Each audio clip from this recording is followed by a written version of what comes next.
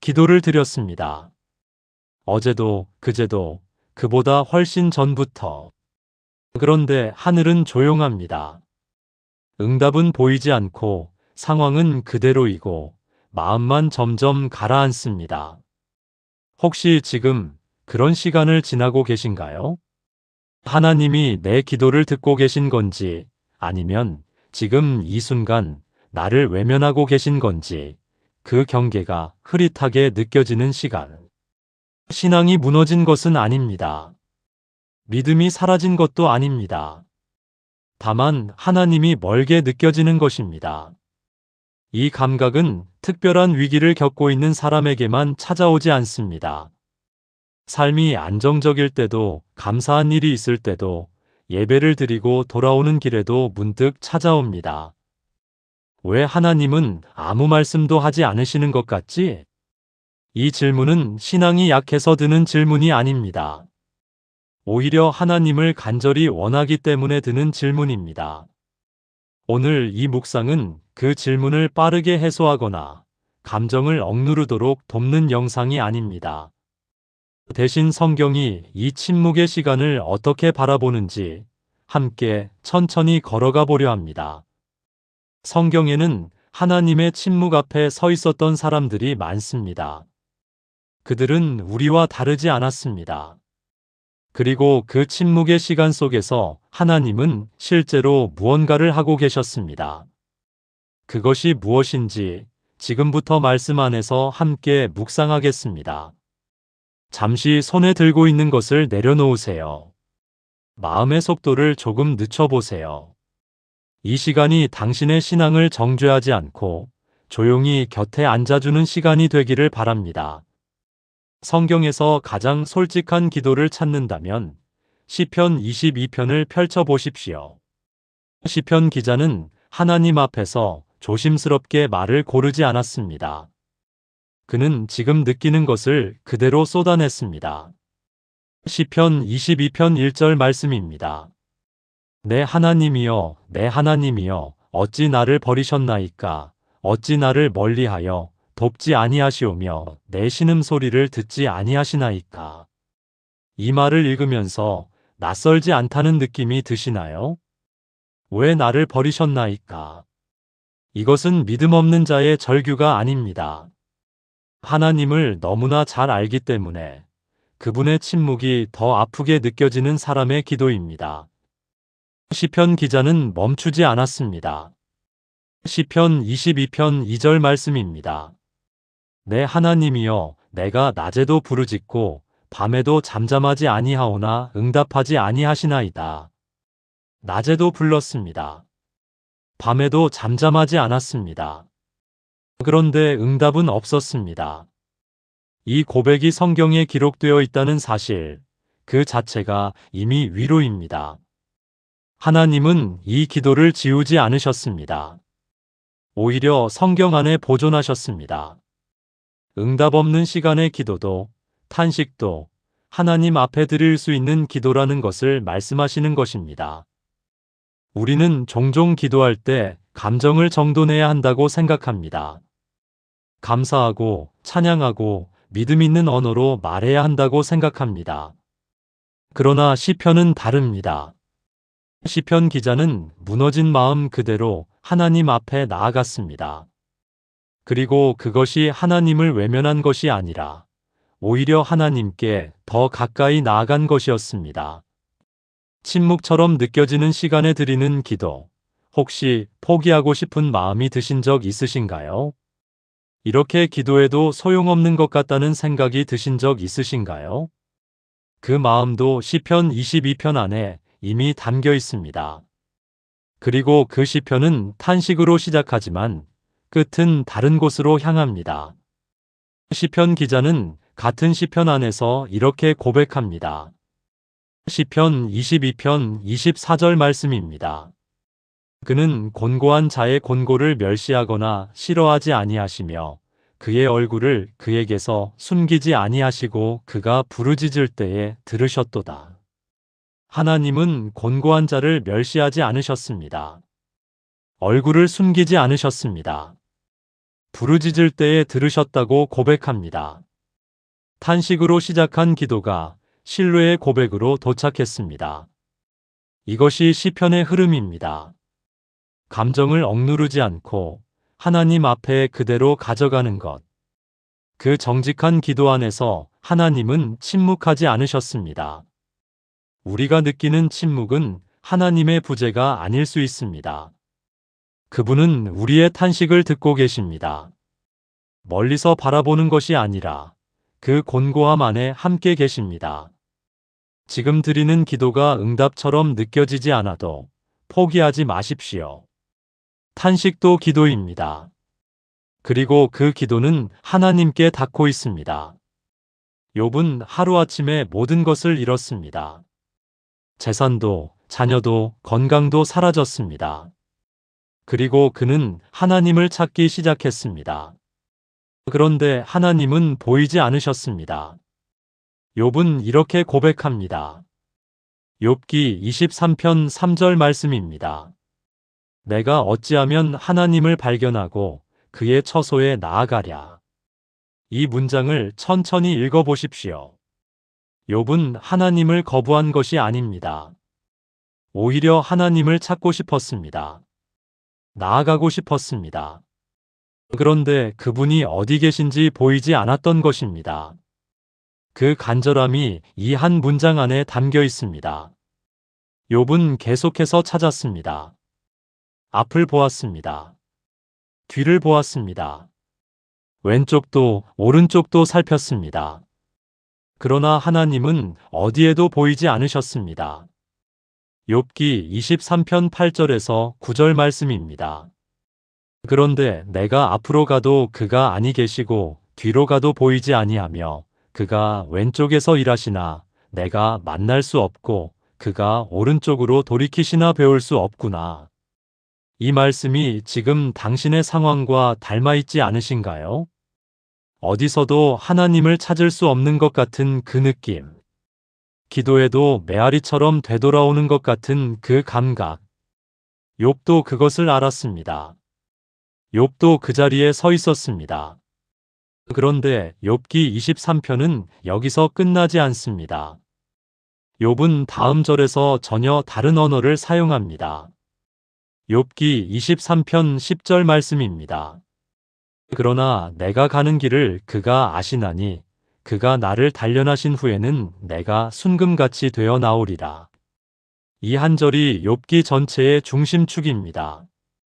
욥은 하나님을 볼 수 없었습니다. 그러나 하나님은 욥을 보고 계셨습니다. 욥이 가는 길을 알고 계셨습니다. 이것이 핵심입니다. 침묵처럼 느껴지는 시간, 우리는 하나님을 찾지 못합니다. 그러나 하나님은 우리를 잃어버린 적이 없으십니다. 욥은 자신이 보이지 않는다고 느꼈지만 하나님의 시선은 한 번도 욥을 떠난 적이 없었습니다. 그가 나를 단련하신 후에는 이 표현을 주목하십시오. 욥의 고통은 하나님의 방치가 아니었습니다. 하나님의 손 안에 있는 과정이었습니다. 단련이라는 단어는 금을 정련하는 과정에서 나온 표현입니다. 금은 불 속에 들어가야 불순물이 제거됩니다. 그 과정은 뜨겁고 고통스럽습니다. 그러나 그 끝에 순금이 나옵니다. 지금 우리가 지나는 이 시간이 혹시 그 과정은 아닐까요? 하나님이 외면하시는 것이 아니라 가장 정밀한 방식으로 우리를 다루고 계신 시간은 아닐까요? 욥은 그 고통이 끝나기 전에 이미 고백했습니다. 순금같이 되어 나오리라. 결과를 보기 전에 고백한 것입니다. 상황이 바뀌기 전에 신뢰를 선택한 것입니다. 이것이 믿음의 언어입니다. 응답이 보이지 않는 시간에 결과가 아직 오지 않은 자리에서 그래도 하나님은 알고 계신다고 말하는 것. 그것이 욥이 우리에게 남긴 신앙의 자세입니다. 지금 하나님이 보이지 않으십니까? 찾아도 만날 수 없는 것 같으십니까? 그렇다면 욥의 이 고백을 함께 붙드십시오. 내가 가는 길을 그분은 알고 계십니다. 그리고 이 시간이 지나고 나면 순금이 되어 나올 것입니다. 성경 전체를 통틀어 가장 무겁고 가장 깊은 침묵의 순간이 있습니다. 그것은 갈보리 언덕 위의 십자가입니다. 예수님은 그 십자가 위에서 이렇게 외치셨습니다. 마태복음 27편 46절 말씀입니다. 제구시쯤에 예수께서 크게 소리질러 이르시되 엘리 엘리 라마 사박다니 하시니 이는 곧 나의 하나님, 나의 하나님, 어찌하여 나를 버리셨나이까 하는 뜻이라. 이 말씀 앞에서 잠시 멈추십시오. 이것은 인간이 드린 기도가 아닙니다. 하나님의 아들이 드린 기도입니다. 영원 전부터 아버지와 함께 계셨던 분이 십자가 위에서 어찌하여 나를 버리셨나이까를 외치셨습니다. 이 순간이 우리에게 말하는 것이 있습니다. 하나님의 침묵처럼 느껴지는 그 자리에 예수님도 서 계셨다는 것입니다. 우리만 그 자리를 아는 것이 아닙니다. 예수님이 먼저 그 자리를 통과하셨습니다. 어찌하여 나를 버리셨나이까? 이 탄식은 아버지를 향한 원망이 아니었습니다. 아버지와의 깊은 친밀함 때문에 더욱 아프게 느껴진 단절의 감각이었습니다. 우리가 하나님의 침묵 앞에서 더 크게 흔들리는 이유도 같습니다. 하나님을 알기 때문입니다. 그분이 말씀하실 수 있는 분이라는 것을 알기 때문입니다. 그 침묵이 더 크게 들리는 것입니다. 그러나 십자가의 이야기는 그 외침으로 끝나지 않습니다. 침묵처럼 보였던 그 시간은 사실 가장 깊은 구원의 작업이 진행되고 있던 순간이었습니다. 하나님은 아들의 탄식에 즉각적인 음성으로 응답하지 않으셨습니다. 그러나 그 침묵 안에서 인류의 죄가 해결되고 있었습니다. 사망이 정복되고 있었습니다. 부활의 아침이 준비되고 있었습니다. 겉으로 보이는 침묵 안에서 보이지 않는 가장 위대한 일이 일어나고 있었던 것입니다. 지금 우리가 경험하는 침묵도 이와 다르지 않을 수 있습니다. 하나님이 아무것도 하지 않으시는 것이 아니라 우리가 볼 수 없는 방식으로 일하고 계신 것일 수 있습니다. 그리고 이 사실을 가장 확실하게 보증하는 말씀이 있습니다. 로마서 8편 38절에서 39절 말씀입니다. 내가 확신하노니 사망이나 생명이나 천사들이나 권세자들이나 현재일이나 장래일이나 능력이나 높음이나 깊음이나 다른 어떤 피조물이라도 우리를 우리 주 그리스도 예수 안에 있는 하나님의 사랑에서 끊을 수 없으리라. 바울은 이 말씀을 쓰면서 모든 상황을 나열했습니다. 사망도 생명도 현재일도 장래일도 높음도 깊음도 그 어떤 것도 하나님의 사랑에서 우리를 끊을 수 없다고 했습니다. 침묵처럼 느껴지는 이 시간도 그 목록 안에 포함됩니다. 응답이 보이지 않는 이 계절도 하나님의 사랑 안에 있습니다. 예수님은 십자가 위에서 버림받음을 외치셨지만 실제로 버림받지 않으셨습니다. 사흘 후 부활하셨습니다. 그 침묵의 시간은 끝이 아니라 전환점이었습니다. 우리의 침묵의 시간도 끝이 아닐 수 있습니다. 지금은 보이지 않아도 하나님은 이 시간 안에서 무언가를 하고 계십니다. 그리고 예수님이 그 자리를 먼저 통과하셨기에 우리는 혼자가 아닙니다. 십자가의 탄식을 아시는 분이 지금 우리 곁에 계십니다. 기다림은 고통스럽습니다. 특히 언제 끝날지 모르는 기다림은 더욱 그렇습니다. 응답이 없는 시간이 길어질수록 우리는 조용히 의심하기 시작합니다. 혹시 이 기도는 응답받지 못하는 것일까? 혹시 하나님의 뜻이 아닌 것일까? 혹시 내가 잘못 믿고 있는 것일까? 그 의심은 죄가 아닙니다. 기다림이 길어질 때 찾아오는 자연스러운 감정입니다. 그러나 성경은 기다림을 공백으로 보지 않습니다. 하박국 선지자는 부패한 세상을 보며 하나님께 물었습니다. 왜 악인이 형통하는지, 왜 공의는 세워지지 않는지, 왜 하나님은 침묵하시는지. 그 절박한 질문 앞에서 하나님은 이렇게 말씀하셨습니다. 하박국 2편 3절 말씀입니다. 이 묵시는 정한 때가 있나니 그 종말이 속히 이르겠고 결코 거짓되지 아니하리라. 비록 더딜지라도 기다리라. 지체되지 않고 반드시 응하리라. 이 말씀 안에 세 가지가 담겨 있습니다. 첫째, 정한 때가 있습니다. 하나님의 응답에는 시간표가 있습니다. 우리 눈에 보이지 않을 뿐 그 시간은 이미 정해져 있습니다. 둘째, 결코 거짓되지 않습니다. 하나님의 약속은 취소되지 않습니다. 우리가 느끼는 침묵은 약속의 철회가 아닙니다. 셋째, 비록 더딜지라도 기다리라고 하십니다. 더딤을 하나님도 알고 계십니다. 우리에게 더디게 느껴진다는 것을 모르시는 것이 아닙니다. 그럼에도 기다리라고 하십니다. 왜냐하면 지체되지 않고 반드시 응하실 것이기 때문입니다. 기다림은 응답이 없는 것이 아닙니다. 아직 도착하지 않은 것입니다. 이 차이는 작아 보이지만 신앙의 자세를 전혀 다르게 만듭니다. 그렇다면 기다리는 동안 우리는 어떻게 서 있어야 할까요? 이사야 40편은 그 질문에 답합니다. 먼저 하나님이 어떤 분이신지를 상기시킵니다. 이사야 40편 28절 말씀입니다. 너는 알지 못하였느냐 듣지 못하였느냐 영원하신 하나님 여호와 땅 끝까지 창조하신 이는 피곤하지 않으시며 곤비하지 않으시며 명철이 한이 없으시며. 하나님은 피곤하지 않으십니다. 우리를 돌보다가 지치시는 분이 아닙니다. 우리의 기다림이 길어진다고 해서 하나님의 관심이 줄어드는 것이 아닙니다. 명철이 한이 없으십니다. 우리가 이해하지 못하는 방식으로 하나님은 지금도 일하고 계십니다. 그리고 이어지는 말씀이 있습니다.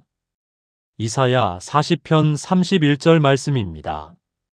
오직 여호와를 앙망하는 자는 새 힘을 얻으리니 독수리가 날개치며 올라감 같을 것이요 다른 박질하여도 곤비하지 아니하겠고 걸어가도 피곤하지 아니하리로다.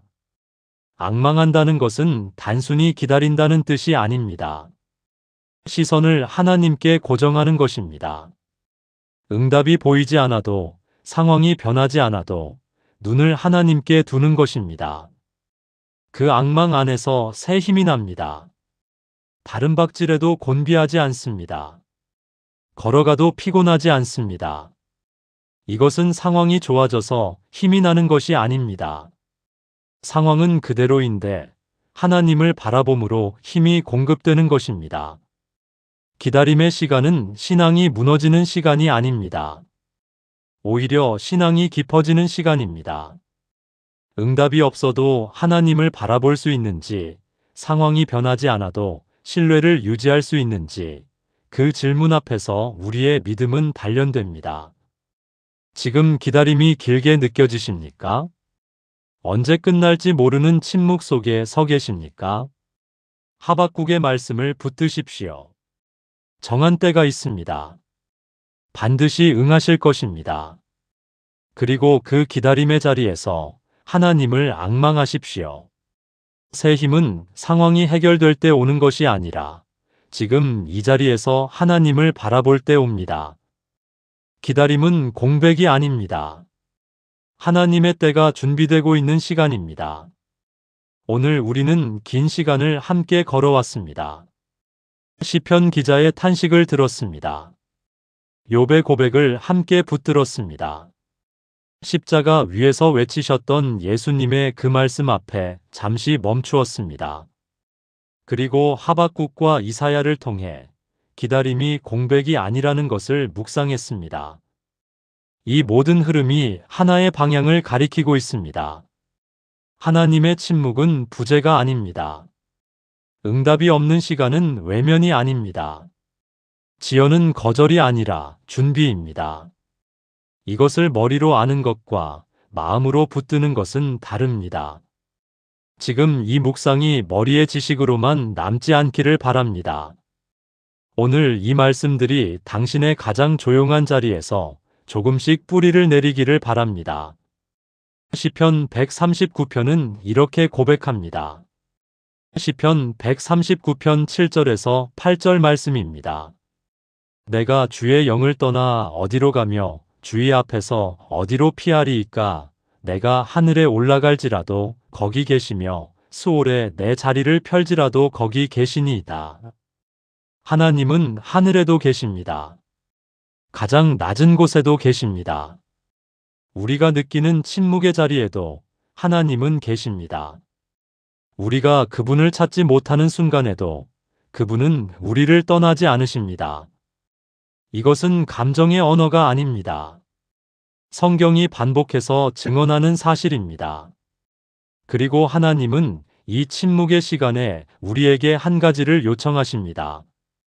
시편 46편 10절 말씀입니다. 이르시기를 너희는 가만히 있어 내가 하나님 됨을 알지어다. 내가 문나라 중에서 높임을 받으리라. 내가 세계 중에서 높임을 받으리라 하시도다. 가만히 있으라고 하십니다. 이것은 아무것도 하지 말라는 뜻이 아닙니다.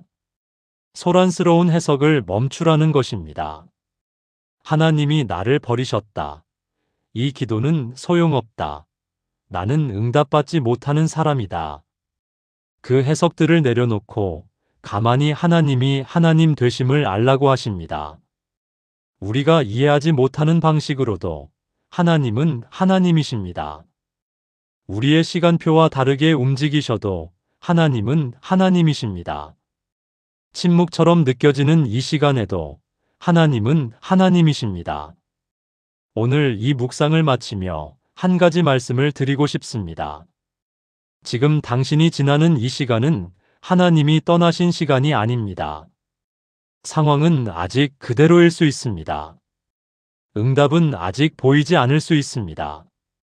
하늘은 여전히 조용하게 느껴질 수 있습니다. 그러나 한 가지는 달라질 수 있습니다. 그 침묵을 바라보는 우리의 해석입니다. 침묵은 거절이 아닐 수 있습니다. 지연은 외면이 아닐 수 있습니다. 보이지 않는 것은 없는 것이 아닙니다. 시편 기자는 탄식 끝에 찬양으로 돌아왔습니다. 욥은 고통 끝에 하나님을 더 깊이 만났습니다. 예수님의 십자가는 침묵 끝에 부활로 열렸습니다. 하박국은 기다림 끝에 나는 여호와로 말미암아 기뻐하리로다를 고백했습니다. 이것이 성경이 보여주는 침묵 이후의 이야기입니다. 당신의 이야기도 아직 끝나지 않았습니다. 지금은 침묵처럼 느껴지는 그 장면이 이 이야기의 마지막 페이지가 아닙니다. 하나님은 여기 계십니다. 지금 이 자리에 당신 곁에 계십니다. 그리고 그분은 당신이 가는 길을 알고 계십니다. 가만히 그분이 하나님 되심을 붙드십시오. 그것으로 충분합니다. 오늘 이 묵상을 끝까지 함께 해주셔서 감사합니다. 긴 시간이었습니다. 그러나 이 시간이 당신에게 필요한 시간이었기를 바랍니다. 지금 상황이 달라지지 않았을 수도 있습니다.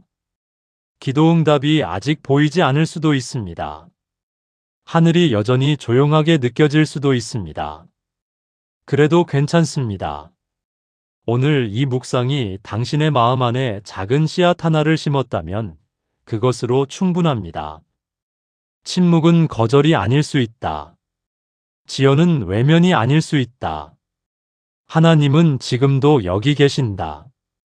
이 해석이 오늘 하루를 조금 다르게 걸어가게 해준다면 이 영상은 제 역할을 다한 것입니다.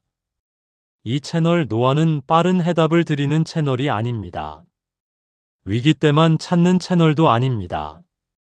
신앙의 모든 계절을 함께 걷는 채널이 되고 싶습니다. 기쁠 때도 감사할 때도 아무 이유 없이 마음이 무거울 때도 잠들기 전에, 기도하기 전에, 혹은 그냥 조용히 혼자 있고 싶을 때 언제든 돌아와 조용히 틀어둘 수 있는 자리를 지키겠습니다. 구독은 단순한 버튼 클릭이 아닙니다. 신앙 여정에 조용한 동행자를 두는 선택입니다.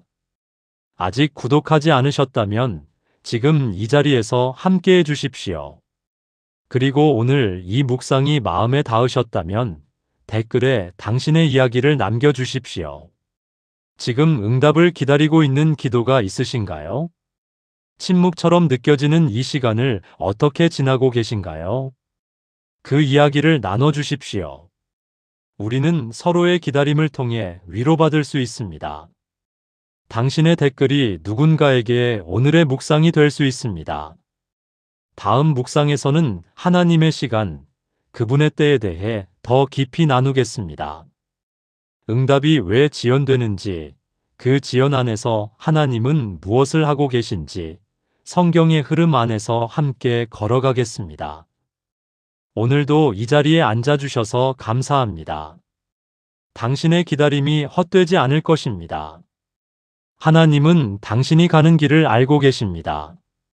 그리고 반드시 응하실 것입니다. 이 자리에서 다시 만나겠습니다.